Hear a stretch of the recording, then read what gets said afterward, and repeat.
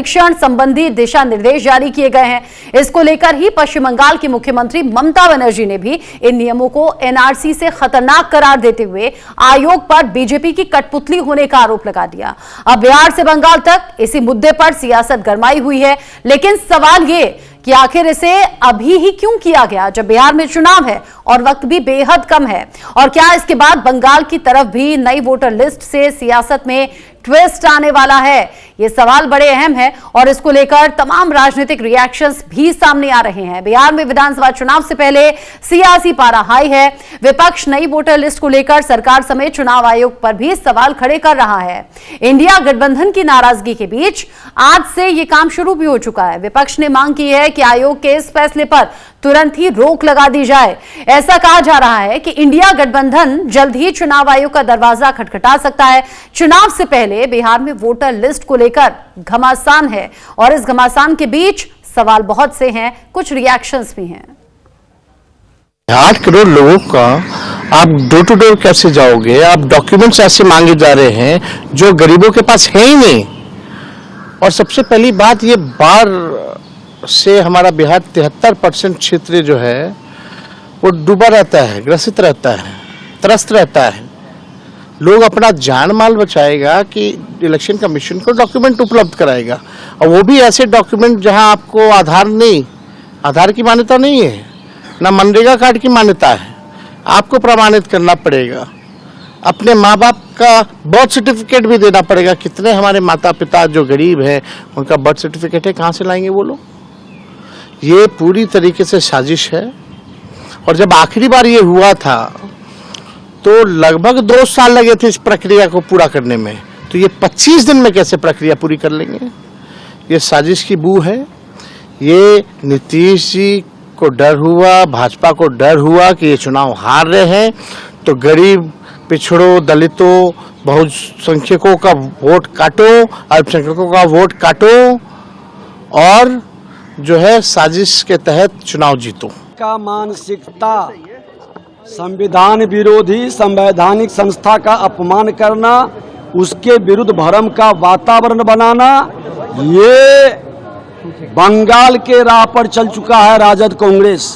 ममता बनर्जी के संगति का असर दिखाई पड़ रहा है।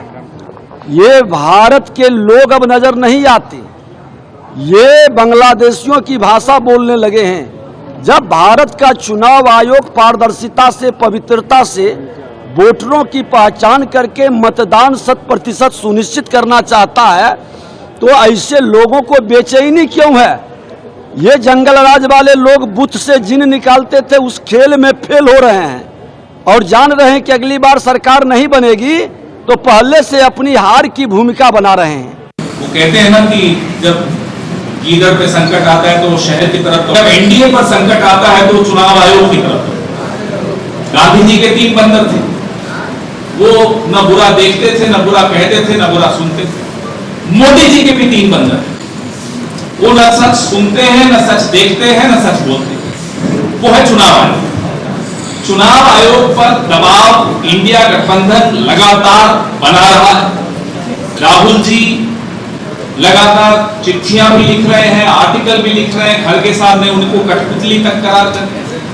हमारे भाई तेजस्वी यादव जी लगातार दबाव बनाए हुए, हमारे इंडिया गठबंधन के बाकी साथी भी बनाए। जवाब भारतीय जनता पार्टी से आता है। सवाल चुनाव आयोग से पूछ रहे हैं, जवाब भारतीय जनता पार्टी से आता है। हम ये जानना चाहते हैं रिश्ता क्या कह रहा है, क्यों आप जवाब दें? The EC is a constitutional body. We respect that. But the EC has to report to the Constitution of India. The EC is not some temporal which can do whatever they want to do. So now questions are being asked. Is this really the Election Commission of India? And we say this with all respect to the constitutional body. So the constitutional body should not turn into the branch office of the BJP. The Trinamool Congress has the highest regard for the Election Commission of India as a constitutional body.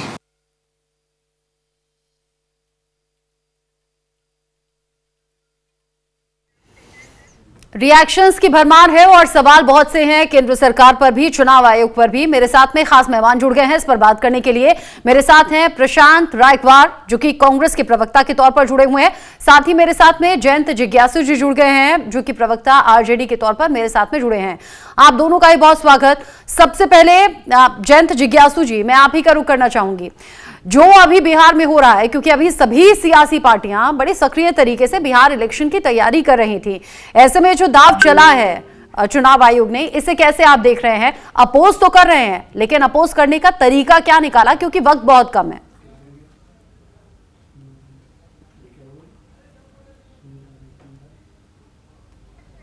एक स्पष्ट इबारत की तरह दीवार पर देखी जा सकती है मौजूदा सरकार की हार, और उसी घबराहट में इन लोगों ने एक तरह से ठगी का अभियान शुरू कराया है, और चुनाव आयोग कहने के लिए एक स्वायत्त बॉडी रह गई है। और वो किस तरह से काम कर रहा है, इसकी बानगी हम लोगों ने देखी है। माने महाराष्ट्र से वोटर आयातित होकर दिल्ली पहुंच जाता है। चूंकि बिहार एक राजनीतिक रूप से सजग राज्य है और यहाँ के लोग बहुत ही चौकस चौकन्ना रहते हैं राजनीतिक रूप से, और चुनावी तंत्र की जितनी पेचीदगियां हो सकती है उसको वो समझते हैं। तो एक नया तरीका इन्होंने इजाद किया है, इसको हम वोट लुटवा प्रणाली कहते हैं, जहां वाजिब वोटर को नहीं शामिल होने दो उस प्रक्रिया में, और फर्जी वोटर को उसमें घुसा के उसको एक्सरसाइज करवाओ। तो इस पर हम लोग विजिलेंट तरीके से अपनी आपत्ति, जो हमारी पार्टी के नुमाइंदे थे, उन लोगों ने चुनाव आयोग के समक्ष रखा है। और जो हमारी पार्टी के सर्वमान्य नेता हैं तेजस्वी जी, और गठबंधन के सभी दलों के नेताओं ने कल प्रेस कॉन्फ्रेंस करके इसका पर्दाफाश किया है। और आप जान रहे हैं कि बिहार में और किसी भी सूबे में 25 दिन 2003 में हुआ था ये गहन पुनरीक्षण, जो कार्यक्रम है मतदाता सूची का, उसको उस पूरी तरह से देखकर कि वाजिब वोटर ही इसमें रहें। लेकिन आप जो है 22 साल के बाद ही कर रहे हैं और बिहार में कर रहे हैं, और चुनाव इतने करीब आ गए हैं, कैसे आप करेंगे? तो हमारी कोशिश तो यह होनी चाहिए कि ज्यादा से ज्यादा वोटर अपने वोटिंग राइट को एक्सरसाइज कर सके। चुनाव आयोग भी मतदाता जागरूकता अभियान चलाता है। आप चाहते ये तो है, लेकिन ये तो ना, आज से तो ये वेरिफिकेशन वाला जो प्रोसेस है ये भी शुरू कर दिया गया। अब सवाल ये कि चुनाव में जब वक्त कम बचा है, तो इसका अपोज करने का तरीका क्या बदलेंगे? क्या इसमें किसी तरह का कोई बदलाव होगा, या फिर हमेशा की तरह जो होना होता है वो होना होता है और ऑपोजिशन सिर्फ लकीर पीटती रह जाती है? प्रशांत जी, कोई स्ट्रेटेजी तैयार की है क्या, क्योंकि टाइम कम है? हम लकीर नहीं पीट रहे हैं, हम तो कह रहे हैं कि आप आधार कार्ड, इसका मतलब पिछला लोकसभा चुनाव जो था उसमें आपने ये पारदर्शिता नहीं बरती, और चुनी हुई जो सरकार है इसका मतलब पूरी तरह से अनैतिक तरीके से चुनी गई है। आप तो अपने आप को ही संदेहास्पद बता रहे हैं ना। इसलिए जो आधार कार्ड है, जो वोटर आईडी है, जो लाइसेंस है, और तमाम तरह के सर्टिफिकेट को दिखाकर भी वोट डाला जाता है, आप किसी को वैध नहीं मान रहे हैं। इसका मतलब आपकी नियत में खोट है, और आप चाह रहे हैं धांधली करके, बेईमानी करके इस चुनाव को जीतना। तो हम बार बार वही रिपीट कर रहे हैं। अगर नियत में खोट है तो इस नियत की खोट को दूर कैसे करेंगे?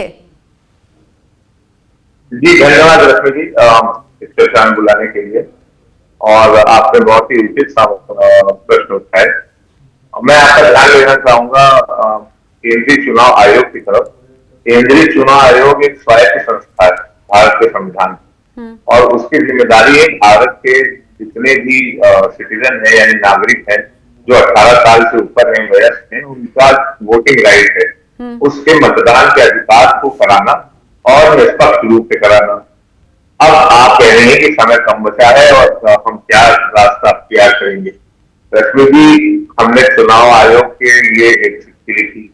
हमारा सदस्यीय दल, जिसको ईगल बोलते हैं, कांग्रेस का, जो कि प्रमुख विपक्षी दल है, वो चुनाव आयोग के समक्ष गया, और महाराष्ट्र चुनाव में हुई धांधली और हरियाणा चुनाव में हुई कथित अपराधी जो भी साक्ष्य है सामने, वो हमने रखे। चुनाव आयोग में जो प्रमुख चुनाव अधिकारी हैं, वो इसका जवाब नहीं दे रहे। मुख्य विपक्षी दल के नेता, जिसको लोकसभा नेता में प्रतिपक्ष बोलते हैं, उसको एक सचिव स्तर का अधिकारी। अब आप इसको ऐसे समझिए रश्मि जी कि आपके चैनल के जो ओनर होंगे, अगर मैं उनको एक संबोधित करते हुए चिट्ठी लिखूं और आप अपने एक बीट रिपोर्टर से उसका रिस्पॉन्स कराइए, तो क्या ये उचित तरीका है? नहीं, उचित तरीका नहीं है। अब आप मुझे ये बताइए, आपने मुझे महाराष्ट्र और हरियाणा का एग्जाम्पल दिया। पहली बात तो मेरा नाम रचना है, ठीक है, रचना मेरा नाम है। आपने कहा महाराष्ट्र और हरियाणा में यही हुआ।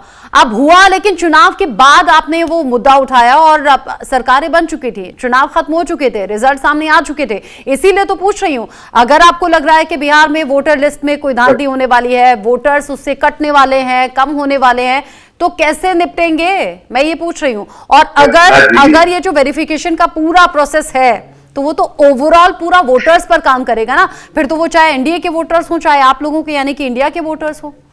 मैं आपको उदाहरण स्वरूप बता रहा हूँ, कोई भी प्रक्रिया होगी तभी तो प्रक्रिया की खामियां सामने आएंगी। Once the process complete, then only you review, right?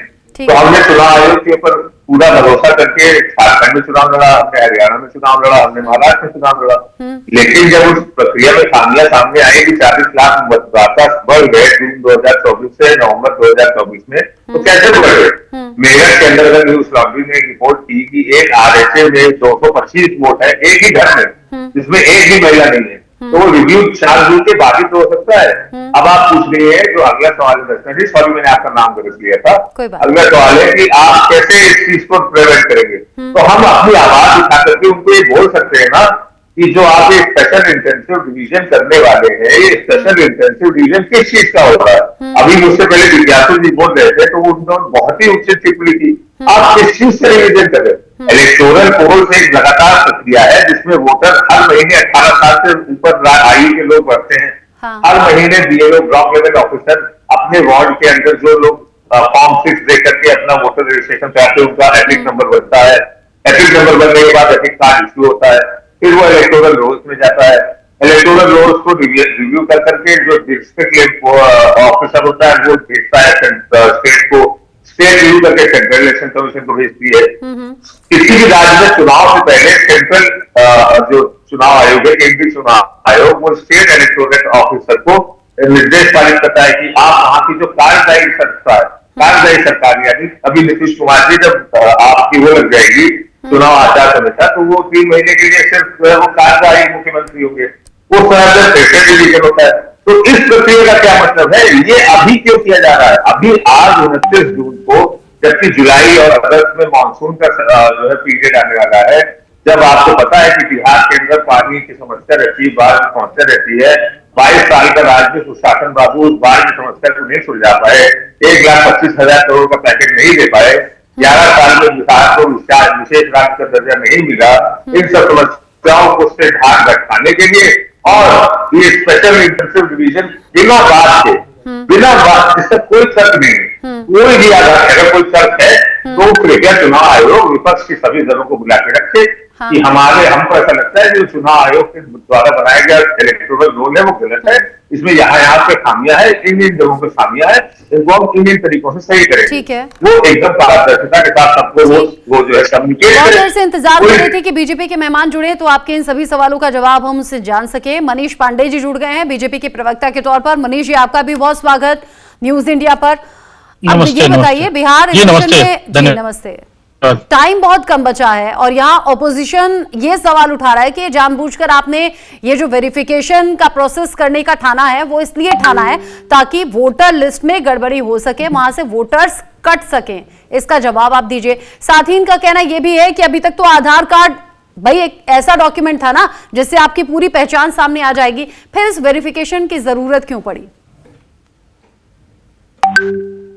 देखिए, कहावत है हमारे यहाँ, हालांकि सारे लोग विद्वान प्रवक्ता राजद के भी वो सुने हैं कि बुरा जो देखन मैं चला, बुरा न दिखा कोई, और जो दिल ढूंढा अपना मुझसा बुरा न कोई। भाई ऐसा है कि 2020 के बाद आज तक 2025 का चुनाव सिर पे आ गया। विपक्ष बता दे कि बिहार में कोई एक बड़ा चुनाव जीता हो। हाल में जो भी चुनाव हुए, लोकसभा के चुनाव हुए तो आरजेडी को मात्र 4 सीटें आई, ठीक है, प्रोपगंडा था इसलिए कि मैं कल से देख रहा हूं, मैं जिस टीवी चैनलों पे बैठा, करीब करीब कई चैनलों पे बैठा हूं, तो मुझे वो सीए का दौर याद आ गया है। सीए के दौर में इसी प्रकार से नागरिकता समाप्त हो जाएगी तो कागज मांगा जाएगा, कई प्रकार के प्रोपेगेंडा की बात विपक्ष करता था, और हुआ क्या बाद में सब लोगों ने देखा। मैं वही, इसीलिए मैं उसी विषय पर इसलिए आ रहा हूं, मुझे वो सीए के दौर का डिबेट याद आ रहा है अब इनके कारण। तो आज भी हूं तो मैं पाता हूं कि अच्छा बता दें, मुझे कोई भी पैनल कांग्रेस के या जिज्ञासु जी यहाँ बैठे हैं, हाँ। कि भाई हर साल चुनाव के पहले 3-4 महीने बीएलओ हर बूथों पर जाता है, हर मतदाताओं का नाम जुड़ता है, कटता है, वो वेरिफिकेशन होता है। ये काम तो एक प्रकार से हर चुनाव में होते हैं। इस बार क्या है, इस बार थोड़ा सा चुनाव आयोग ने एक प्रकार से वेरिफिकेशन का थोड़ा सा कॉलम बढ़ाया है, और उसमें भी नियम क्या है, कल से ये बीएलओ हर बूथ जाएंगे, एक प्रपत्र आया है, वो प्रपत्र हर घरों में जाएगा, हर मतदाता उसमें जो इंफॉर्मेशन मांगा गया है उसमें नाम है, नया फोटो है। हाँ। अब होता क्या है कि सूची में उसका फोटो जो है वो 18 साल का जो था तब का था, और आज वो जो है तो 36 साल का या 52 साल का हो गया। मतदाता जब वो लेके जाता है वोटर कार्ड तो उसका उम्र पता, चेहरा मिलता ही नहीं है वहां पर कि वही है। तो नया फोटो उसका चाहिए, अच्छा। फोन नंबर चाहिए उसका, हाँ। आधार कार्ड चाहिए। इस प्रकार से कुछ दस्तावेज जो बहुत नॉर्मल है वो चाहिए होते हैं। माना कि जरूरी है वो, बिल्कुल मनीष जी, माना कि जरूरी है, लेकिन टाइम मेरा 10 सेकंड, मेरा 10 सेकंड और ले लीजिए ना, हाँ। मेरा 10 सेकंड और बर्दाश्त कर लीजिए। अब उसके लिए 1 महीने का समय दिया गया है। उसके बाद क्या होगा, जुलाई के बाद सितंबर अगस्त महीने में मतदाता सूची का प्रकाशन हो जाएगा।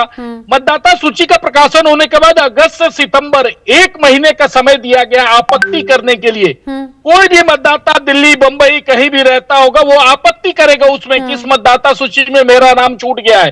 तो भाई छूट गया है तो आप ठीक है आपत्ति दीजिए, अपना जो डॉक्यूमेंटेशन है उसके साथ आप अपनी आपत्ति, 1 महीने का समय, और उसके बाद अक्टूबर में जाके फाइनल जो है वो प्रकाशन होगा मतदाता सूची का। हाँ। इसके बावजूद चुनाव के 10 दिन पहले तक भी अगर कोई व्यक्ति जाकर देता है अपना नाम चुनाव आयोग को, जिला चुनाव पदाधिकारी के पास, तो जो मतदाता सूची होती है ना उसके अलावा एक अलग पन्ना में उसका नाम जुड़कर आता है। यह हमेशा हर चुनाव में होता है, कोई नई बात नहीं है। अच्छा। तो मैंने कहा ना बुरा जो देखा में चला। दूसरी बात थी, ठीक है, दूसरी बात एक छोटा सा रत्ता जी, एक छोटा सा और ले लीजिए, क्योंकि एक बार में जयंत जी सब जवाब दे देंगे। अरे भाई ये जो वोटर लिस्ट आज है, इस वोटर लिस्ट पर भी आप लोकसभा में चुनाव लड़े, बिहार के लोगों ने मात्र 4 सीटें आपको दी।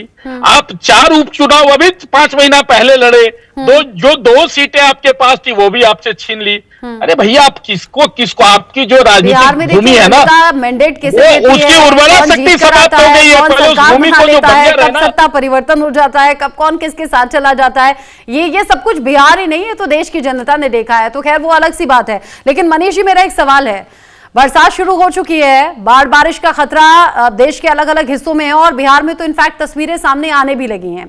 आगे आगे ये परेशानी और ज्यादा बढ़ेगी। जो निचले तबके के लोग हैं वो अपने घर तक छोड़ने पर मजबूर हो जाएंगे। ऐसे में ये डॉक्यूमेंटेशन कैसे होगा? और निचले तबके के लोग ये भी कह रहे हैं कि कई डॉक्यूमेंट्स तो हमारे पास हैं ही नहीं। बहुत जायज और बहुत वाजिब सवाल आपने किया है।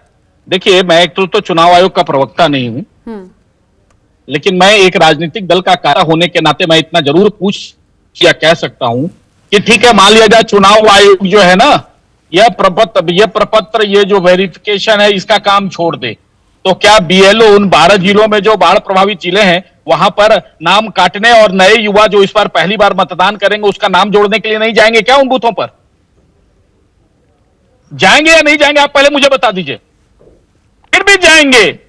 चुनाव आयोग यह नियम इस बार नहीं लाती तो बीएलओ जाते उनका नाम जोड़ने के लिए, और जो मृत हो चुके उनका नाम काटने के लिए, या जो कहीं किसी दूसरे गांव में चले गए, दूसरे बूथ में चले गए, दूसरे शहर में चले गए, उनका नाम काटने के लिए जाते ही जाते। देखिए, ये प्रोपगेंडा है।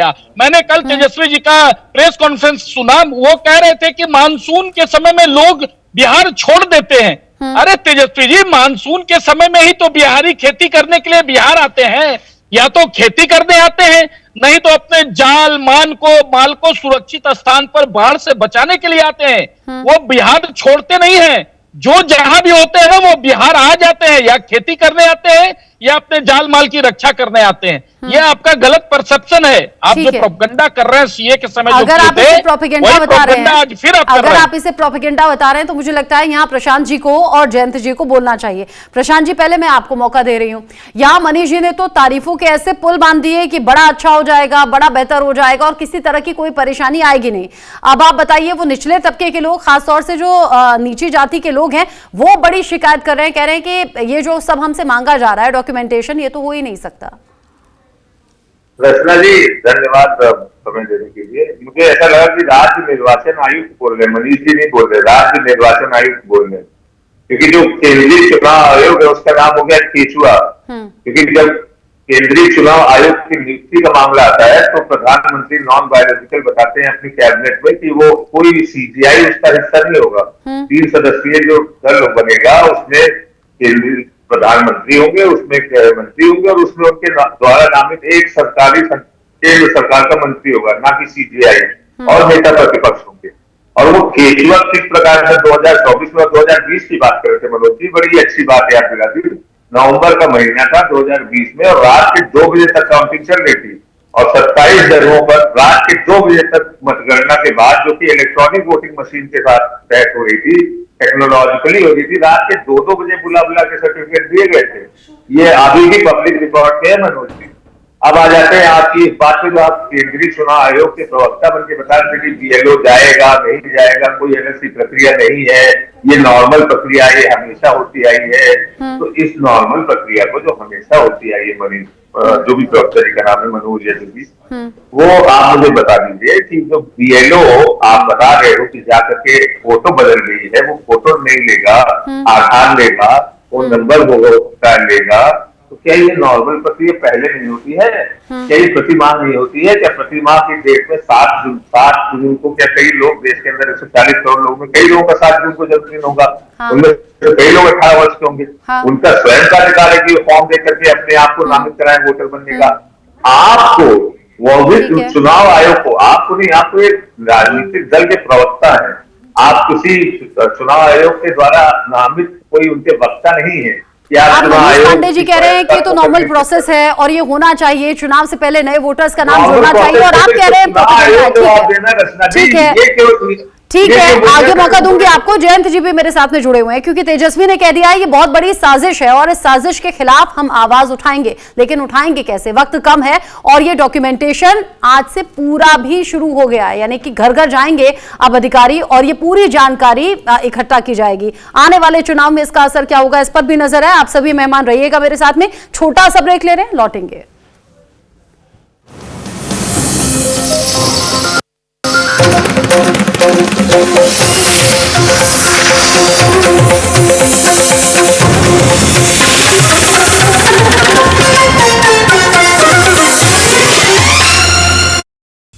भारत को दुनिया का डिजिटल पावर हाउस बनाने का यशस्वी प्रधानमंत्री नरेंद्र मोदी का संकल्प उत्तर प्रदेश में हो रहा है फलीभूत। माननीय मुख्यमंत्री योगी आदित्यनाथ की दूरदर्शी सोच की वजह से आईटी हब के रूप में गौतम बुद्ध नगर, एआई और मशीन लर्निंग में लखनऊ, रोबोटिक्स में कानपुर एवं engineering research and development city के रूप में वाराणसी और प्रयागराज का हो रहा है विकास। 9 शहरों में सॉफ्टवेयर टेक्नोलॉजी पार्क, जेवर में 3700 करोड़ के निवेश से semiconductor unit, 7 centre of excellence, 70 incubators और 6 विभागों के माध्यम से 10 लाख लोगों का एआई स्किल्ड वर्कफोर्स तैयार किया जा रहा है। महाकुंभ 2025 के अभेद्य सुरक्षा में एआई के अभूतपूर्व इस्तेमाल को पूरी दुनिया ने देखा। सॉफ्टवेयर निर्यात में हुई तीव्र वृद्धि से यूपी को मिल रही है ग्लोबल आईटी हब के रूप में नई पहचान। काम दमदार, डबल इंजन सरकार। जब तक तेरी माँ तेरे साथ है तेरा कोई कुछ नहीं बिगाड़ सकता। जैसे माँ करे सुरक्षा, वैसे ही एक्शन टेसा का HTHMR करे फर्नीचर की रक्षा, यानी आपका भरोसेमंद हरा बोर्ड जिसका बोरर, टर्माइट और मॉइस्चर कुछ नहीं बिगाड़ सकता। एक्शन टेसा, कोई नहीं ऐसा।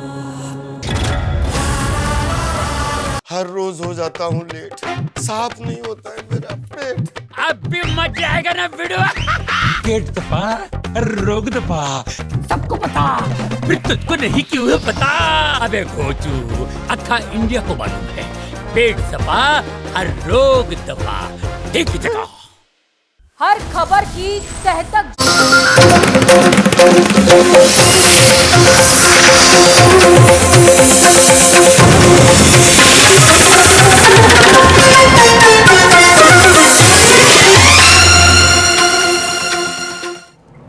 बिहार चुनाव से पहले राज्य में सियासत गरमाई हुई है और ये जो पूरा प्रोसेस है सर का, यानी कि स्पेशल इंटेंसिव रिवीजन का, इसको लेकर पार्टियां आमने सामने हैं। एक तरफ बीजेपी है, यानी कि एनडीए है, ये कह रही है कि ये जनता के भलाई के लिए है, नए वोटर्स को जोड़ने के लिए है, उनकी सहूलियत के लिए है, क्योंकि वोट डालने जाते हैं तो दिक्कतें ना आए। जबकि ऑपोजिशन यानी कि इंडी गठबंधन कह रहा है कि ये साजिश है, वोटर लिस्ट में कुछ धांधली हो सकती है, छेड़छाड़ हो सकती है, वोटर्स को वोटर लिस्ट से हटाया जा सकता है। मेरे साथ खास मेहमान जुड़े हुए हैं, प्रशांत जी हैं, मनीष जी हैं और जयंत जी हैं। जयंत जी, अगर बीजेपी के चश्मे से ये सब कुछ सही लग रहा है तो आपके चश्मे में गलत क्या नजर आ रहा है? सीधा आप मनीष जी से सवाल कर सकते हैं अपना पॉइंट रखकर। नहीं, मैं सवाल नहीं कर रहा हूं, मैं तो ये कह रहा हूं कि मेरे चश्मे या मनीष जी के चश्मे से देखने की जरूरत नहीं है। यह एक भारत के सजग नागरिक की दृष्टि से जब आप देखेंगी तो ये कोई मतदाता सूची में सुधार के उद्देश्य से नहीं किया जा रहा है। बट वो जो कह रहे हैं कि नए वोटर जोड़ना, फिर जो सालों पहले की फोटो थी वो मिलती तो नहीं थी, आज की डेट में चेहरा मैच नहीं होता था। वह तो हर चुनाव के पहले एक रेगुलर नॉर्मल प्रैक्टिस है, चुनाव आयोग के द्वारा किया जाता रहा है। यह दरअसल मतदाता छटनी कार्यक्रम चलाया जा रहा है और ये भाजपा और आरएसएस की मिलीभगत से किया जा रहा है। और मैं तो सिर्फ इतना कहना चाह रहा हूं कि चुनाव आयोग को स्वयं अपनी पारदर्शिता का ख्याल रखना चाहिए। अगर मैं आपकी बात सही भी मानूं, पूरी तरह से पक्षपाती बॉडी हो गया है। एक बात तो बताइए, अगर मैं आपकी बात ठीक भी मान लूं कि यहाँ वोटर्स को लिस्ट से हटाने की साजिश है, अब आपको ये कैसे पता कि वो वोटर एनडीए के होंगे या आपके होंगे? मैं वही तो कह रहा हूं कि कोई भी आदमी जो डेमोक्रेसी की हिमायत में खड़ा है इस देश में, उसको इसका प्रतिकार करना चाहिए। बीजेपी वालों को भी करना चाहिए। मैं तो सिंपल एक फैक्ट आपके सामने रख रहा हूं कि जो काम 2003 में हुआ, गहन पुनरीक्षण, उसको कराने में 2 वर्ष लग गए। आप कैसे 1 महीने में करा लेंगे? दूसरा, इसी सरकार ने कहा कि हम जो है वोटर के डुप्लीकेशन को रोकने के लिए वोटर आईडी को आधार से लिंक करना चाहते हैं। अब आप कह रहे हैं कि इस गहन पुनरीक्षण में आधार मान्य जो है वह डॉक्यूमेंट नहीं होगा, तो इससे आपकी मंशा पर सवाल खड़े होते हैं। दूसरा, कल भी तेजस्वी जी ने कहा कि 90% से अधिक डीईओ ईआरओ ऐसे हैं जिनके पास 2003 की जो वह मतदाता सूची है वो उपलब्ध नहीं होगी। ये तो हकीकत है। चौथी बात मैं आपसे ये कहना चाह रहा हूं कि हमेशा से आरएसएस इस देश के कमजोर लोगों को वोटिंग जो प्रोसेस है उससे एक्सक्लूड करने के लिए काम करता रहा है। और जो लोग भी, आप बताइए कि मनरेगा में जो काम कर रहे हैं, मनरेगा कार्ड को भी आप नहीं मानेंगे, आधार कार्ड को भी नहीं मानेंगे। एक इसको साइंटिफिक तरीके से देखने की जरूरत है। वो यह कि 59% आबादी जो बिहार की है, 8 करोड़ जो वैलिड वोटर है उनमें उनकी आयु 40 साल या उससे कम है, यानी कि 4 करोड़ 76 लाख लोग जो हैं उनको 1 जुलाई से 31 जुलाई के बीच में अपनी नागरिकता सिद्ध करनी होगी। और इसको हम अगर 3 कैटेगरी में बांटें तो पहले समूह में 4% लोग 39 से 40 वर्ष की आयु के हैं, दूसरे समूह में 85% लोग हैं जो 20 से 38 साल की उम्र के हैं, यानी 4 करोड़ से अधिक। इनको अपने माता पिता की नागरिकता का दस्तावेज प्रस्तुत करना होगा। और तीसरा समूह जो है उसमें 11% वोटर है जिनकी आयु 18 से 20 साल के बीच है, यानी 50 लाख से ज्यादा लोग हैं। इनको अपने माता पिता का बर्थ सर्टिफिकेट पेश करना होगा। अब बताइए कहां से होगा?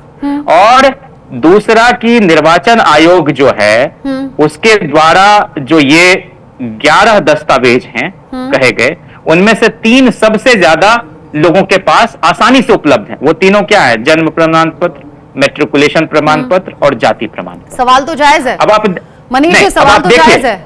आप अब मुस्कुरा रहे हैं, देखिए आप ना, मुस्कुरा रहे हैं भारत अजय जी की बातों सरकार- को सुनकर, जरा बताइए ना ये सब डॉक्यूमेंट्स आएंगे भारत- कैसे? और अगर भारत इस सरकार- पूरे प्रोसेस में 2 साल का वक्त पहले 2003 में लगा, तो अब इतनी जल्दी ये सब कुछ होगा कैसे? देखिए ये वही बात हो गई, मैं तो कह रहा हूँ और कितने लोगों के पास है ये?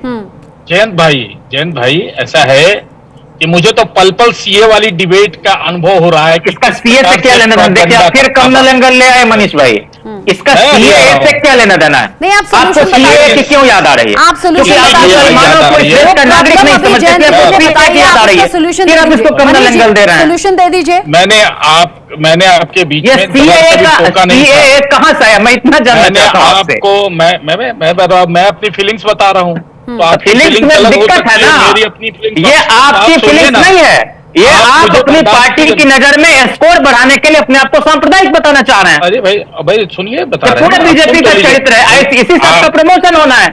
जितना मुसलमान को गाली दो, जितना मुसलमान को दोयम दर्जे का नागरिक बताने की धृष्टता करो, उतनी आपकी तरक्की होगी। ये आपकी भावना है ही नहीं, हो नहीं सकती आपकी भावना। अब खुल के उसी विषय पर आ गए जो आप खुल आप बोलना अरे चाहते थे। आप बोलना चाह रहे हैं, बोल रहे हैं, बोलिए अब आप। आपको जो आप solution सबसे पूछा पहले है, तो मनीष आप जी उसका चूंकि solution आप बताएंगे। चूंकि वो राजद सब के documents कहाँ से आएंगे? जैन जी, राजद जी क्या बड़े विद्वान और गंभीर प्रवक्ता है, मैं आपको हमेशा सुनना पसंद करता हूं, लेकिन आज आपने सीए को मुसलमानों से जोड़ दिया, जबकि सीएए का उन अन्य अल्पसंख्यकों के साथ संबंध जरूर था, मुसलमानों से कोई संबंध नहीं था। मुसलमानों से क्यों नहीं था? मुसलमानों को अलग रखने के लिए, मुसलमानों को अलग रखने के लिए। बस ये हो गया। मुसलमान प्रताड़ित नहीं होते हैं, देखिए मुसलमान प्रताड़ित अन्य देशों में नहीं होते हैं। इस देश में आतिथ्य का आधार क्या होगा? नहीं, आप मनीष भाई आप अपने घर में अतिथि सिर्फ धर्म के आधार पर बनाएंगे। मनीष जी के घर में सुन लीजिए, जब आप भारत का माता जी सवाल बैठी उठाते हैं ना, तो आप सुनिए, किसी देश भी देख लें, मनीष आप जी पाकिस्तान के भी देख घर में लें। अगर कोई ऐसा नहीं है। मुसलमान दोस्त होंगे तो ऐसा नहीं मनीष है जी कि उनको धर्म के आधार पर खिलाएंगे कि किसी भी नहीं? तरह का भेदभाव हो रहा है या किसी भी तरह का धर्म के गलत हो रहा आधार है पर ना। किसी को अतिथि कभी नहीं बनाया गया है।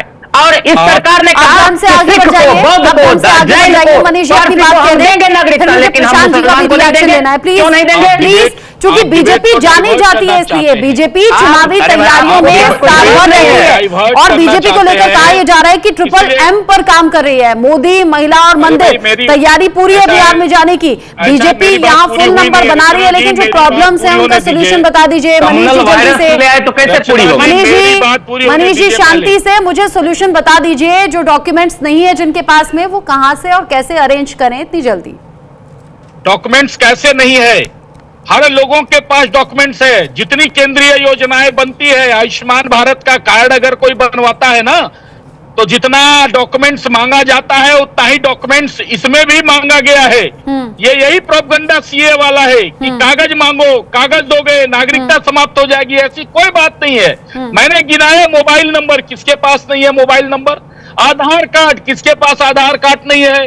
फोटो देना है आपको, अगर अन्य है तो इस प्रकार से सारे है। कौन ऐसा डॉक्यूमेंट्स बता दे अभी जयंत जी? भाई आपको रजिस्ट्री का पेपर है? नहीं है।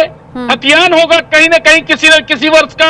इतना ही नहीं है, आपके माता पिता का नाम अगर नहीं है तो कोई अभिभावक है, बीएलओ जाएगा, आप नहीं होंगे तो अगल बगल वालों से वेरीफाई कर लेगा कि हाँ भाई ये इनके चचेरे भाई हैं, दिल्ली में रहते हैं। 1 महीने का इतना ही नहीं है।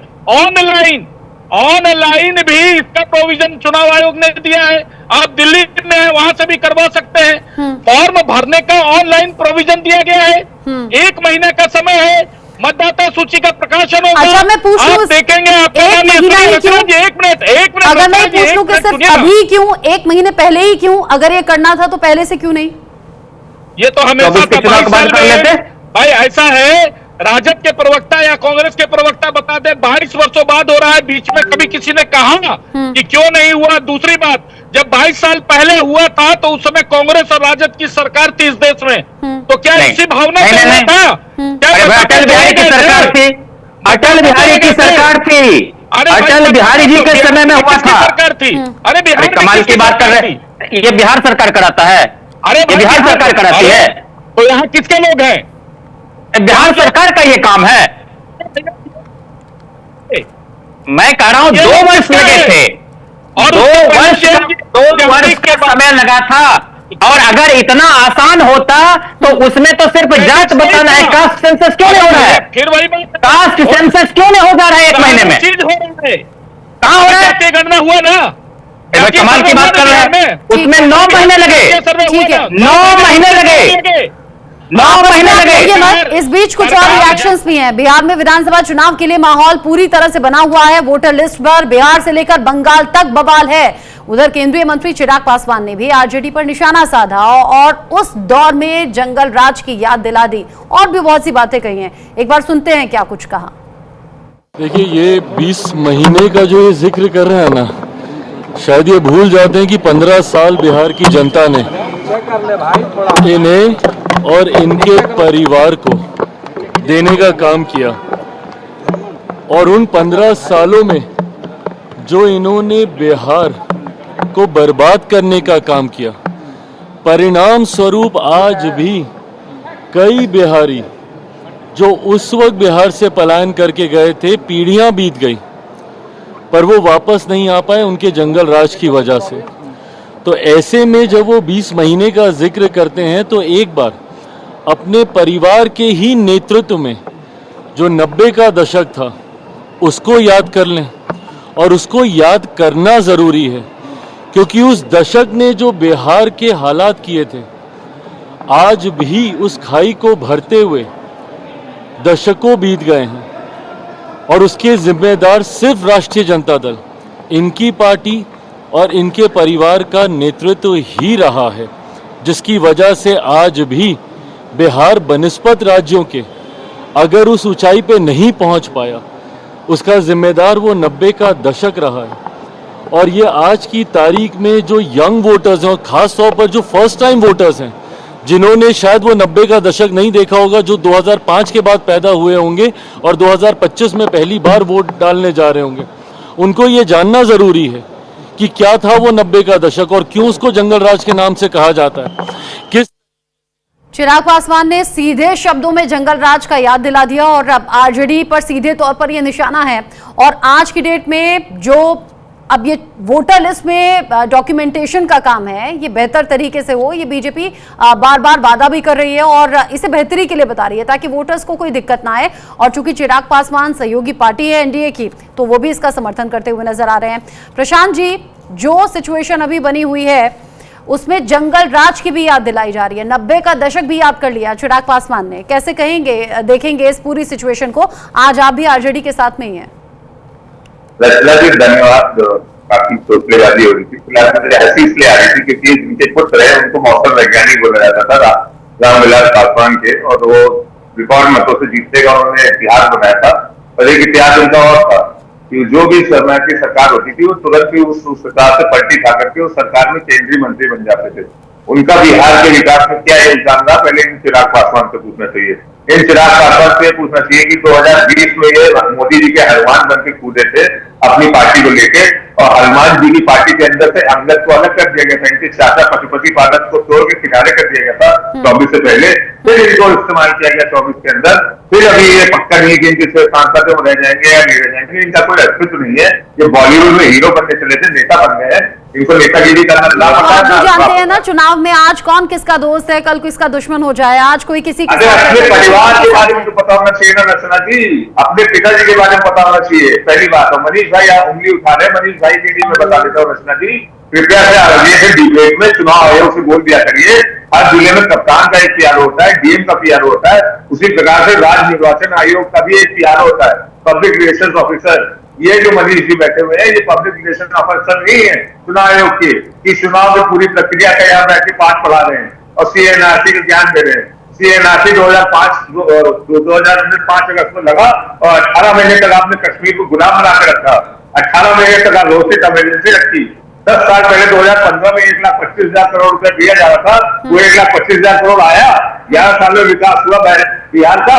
20 साल से तो नीतीश कुमार जी लगातार मुख्यमंत्री है, 7वीं बार 43 विधायक के भी क्या मुख्यमंत्री होंगे वो चुनाव के बाद? मनीष जी ये बता दीजिए आप, या विजय सिन्हा होंगे या आपके वो पगड़ी बांटते सम्राट चौधरी होंगे?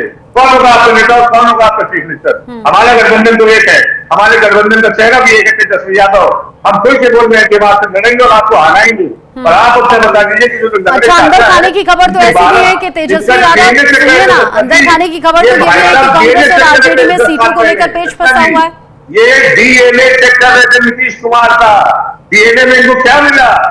अब 10 साल बाद इनको समर्थन क्यों लेना पड़ा 240 सांसदों? मैं ये पूछ रही हूँ कि खबर तो ऐसी भी है कि कांग्रेस और आरजेडी सीटों को लेकर कुछ फंसी हुई है बात।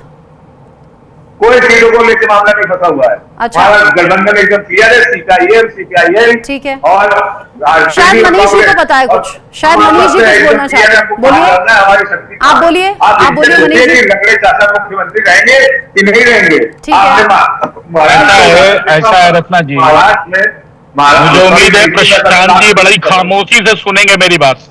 मुझे उम्मीद है कि जिस प्रकार से मैंने प्रशांत जी की बात पूरी सुनी है, वो भी थोड़ी देर मुझे बर्दाश्त करेंगे। देखिए, मुझे हंसी आ रही थी जब ये बात कह रहे थे कि उर्दू होता है, उर्दू मत इस्तेमाल कीजिए, इस्तेमाल भी मत कीजिए, आप प्रयोग का इस्तेमाल कीजिए, प्रयोग बर्दाश्त मत इस्तेमाल कीजिए, उर्दू मत बोलिए, आप मुसलमान हो जाएंगे। अब आप आगे अपना व्याकरण शुरू करें। धन्यवाद। मनीष जी मुझे हंसी आ रही है इस बात की, ये मौसम वैज्ञानिक के बारे में कह रहे थे। ये जिसके प्रवक्ता बने बैठे हैं उसको पूरा देश पप्पू के नाम से भी जानता है, और मैं इतना तो जरूर दावे के साथ कह सकता हूं कि जिस मौसम वैज्ञानिक के नाम पर ये भी हंस रहे थे चिराग पासवान के पिता के नाम पर, यह ठीक है कि वह कई सरकारों में मंत्री रहे, लेकिन आज तक उनके ऊपर किसी प्रकार के घोटाले का आरोप नहीं लगा, वो बेल पर कभी नहीं रहे। लेकिन अफसोस है हमारे मित्र प्रशांत जी जिस पार्टी के कार्यकर्ता हैं, उनके नेता, उनकी माता जी और करीब करीब उनके सारे परिवार, बीच में टपकिएगा मत, आप मुझे हिंदी की भाषा और उर्दू का शब्द का ज्ञान दे रहे थे, ये सब अच्छी बातें नहीं है, लेकिन सुन लीजिए पहले पूरी बात, उसके बाद बीच में आइएगा। कि रामविलास जी अपने जीवन में कभी भी किसी भी प्रकार के घोटाले में उनका नाम नहीं आया। मौसम वैज्ञानिक जरूर कहे गए इसलिए कि राजनीति का उनको बहुत ज्यादा तजुर्बा था, और एक दलित परिवार में पैदा लिए थे, उस परिवार में पैदा लिए थे जहां से कभी राजनीति की कोई ABCD का भी सपना नहीं देख सकता था। और उनका जिस प्रकार से आपने अभी मजाक उड़ाया, जिस प्रकार से कहा मौसम वैज्ञानिक, अरे वो जो उस दलित परिवार से आने वाले व्यक्ति के ऊपर आज तक किसी प्रकार का भ्रष्टाचार नहीं हुआ, लेकिन आपको, आपके नेता को जिसको यह देश के लोग पप्पू के नाम से भी जानते हैं, वो आज भी बेल पर है और उनकी माता जी भी बेल पर है। इसलिए देखिए, ये सारी बातें नहीं कही है। दूसरी बात, आप जो अभी बातें कह रहे थे 125 करोड़ रुपया और ऐसे वैसे, तो कुछ बातें चुनाव प्रचार के लिए भी रख लीजिए ना, बिहार की जनता को कम से कम बताएंगे। देखिए, इतना तो है, और मैं दावे के साथ कहता हूं और गर्व के साथ भी कहता हूं कि 2020 के बाद से आज तक जितना भी चुनाव हुआ, ना तो राष्ट्रीय जनता को दल को बिहार की जनता ने पसंद किया, और ना ही कांग्रेस या जो महागठबंधन का कोई पार्टी है, दल है, उसको इस प्रकार का कोई बहुमत दिया। आज 2024 के चुनाव में आप थोड़ा बहुत वही प्रोपगंडा जो फिर से आप करना चाहते हैं, दलित, गरीब, पेंशन बंद हो जाएगा, राशन कहां से, कल तेजस्वी जी कह रहे थे कि राशन बंद हो जाएगा। अरे भाई, राशन कहां से बंद हो जाएगा, पेंशन कहां से बंद हो जाएगा? तो अब इनको दलित की बात याद आ रही है, गरीब की बात आ रही है। ये शब्द जो है, ये प्रोपगंडा वाले शब्द जो 2024 के चुनाव में, लोकसभा चुनाव में इस्तेमाल किए गए थे, दलित और गरीब ही लोग हैं जो कि वोटर लिस्ट से हट जाएंगे इस वेरिफिकेशन के बाद में, ये भी दावा है विपक्ष का। ये प्रोपगंडा है। कैसे हट जाएंगे, ये पहले मुझे बता दे कि कैसे हट जाएंगे, कैसे हट जाएंगे? हर दलित, हर गरीब का अपना घर है, अपना उसकी जमीन है, अपना उसका वोटर कार्ड, सबके पास है, सबके पास है मनीष जी, सबके पास घर है, सबके पास जमीन है। जो यहाँ आए ही नहीं, जो यहाँ के है ही नहीं, जो घुसपैठिया बन के 15-20 वर्षों से इस देश में रह रहे हैं, नहीं, वो तो पकड़े जाएंगे कहीं न कहीं। घर है क्या? सबके पास जमीन है? डर भी है, बहुत से मजदूर ऐसे भी होते हैं जिनके पास जमीन नहीं होती, वो पकड़ा जाए। और मैं बता दूं, पहलगाम की घटना के बाद जब इंक्वायरी हुई तो कैसे यहाँ रहने वाले पाकिस्तानी जो ऐसे यूं ही रह रहे, और ऐसे बहुत सारे लोग पकड़े गए जो महीनों सालों से यहाँ ऐसे ही रह रहे थे, तो ये वोट भी तो दे रहे थे, आधार कार्ड भी बनवा लिया। अभी मैं बहुत, रचना जी आप पता लगा लीजिएगा अगर मैं झूठ बोलूंगा, बोकारो से कांग्रेस की एक विधायक है श्वेता सिंह, जरा कांग्रेस के प्रवक्ता को कहिएगा तो उस पर सफाई देंगे। उनके डिबेट में हम लोग बैठे थे, उनका अपना 2-2 वोटर कार्ड है, 2-2 आधार कार्ड है, एक अपने पति के नाम से है, एक के नाम से। झूठ बोल, जरा पूछिए वो कैसे हो गया, किस प्रकार से बन गया। अगर आज चुनाव आयोग उसकी जांच करके अगर उसका वेरिफिकेशन करके वो चाह रहा, और ये नहीं, ये ऐसे बिहार में नहीं हो रहा है। अच्छा जयंत, 6 राज्यों में हो रहा है। अगर सरकार की तरफ से कभी भी कोई इनिशिएटिव होता है या कोई नया कदम उठाया जाना होता है, हमने देखा है ऑपोजिशन लीडर्स एकदम खुलकर सामने आ जाते हैं, बहुत से बयान होते हैं, लेकिन जो सही तरीके अपनाए जाने चाहिए वो नहीं होते, सिर्फ सियासत होती है। अभी भी चुनाव में कम वक्त बचा है, बयान बहुत से आ रहे हैं, इनफैक्ट बिहार से बाहर भी ममता बनर्जी, असदुद्दीन ओवैसी तक इस पर बयान दे रहे हैं, लेकिन सही दिशा क्या हो सकती है अगर आपको वाकई इसके खिलाफ जाना है या इसको लेकर सवाल करने हैं तो? नहीं, इस देश में जो मुख्य चुनाव आयुक्त हैं उनकी नियुक्ति के अब तक के जो पैमाने थे उसको बदल दिया और उससे भारत के जो मुख्य न्यायाधीश हैं उनको हटा दिया और उसमें बहुमत जो है वो सरकार के लोगों की होगी। एक प्रधानमंत्री, एक तो उनके द्वारा चुना गया कैबिनेट मंत्री। लेकिन मैं बार बार कह रही थी वो प्रोसेस क्या होगा इस पूरे मसले को लेकर ना। हमने पप्पू यादव से भी बात की है, क्योंकि अब बिहार में चुनाव के लिए टाइम कम बहुत है और यहाँ सक्रिय पूरी तरीके से हर राजनीतिक पार्टी और नेता है। पप्पू यादव ने सरकार पर निशाना साधा, चुनाव आयोग से कई सवाल पूछे और बताया कि ये जो वेरिफिकेशन है, डॉक्यूमेंटेशन है, इसमें क्या क्या दिक्कतें आएंगी। आप सभी का बहुत शुक्रिया।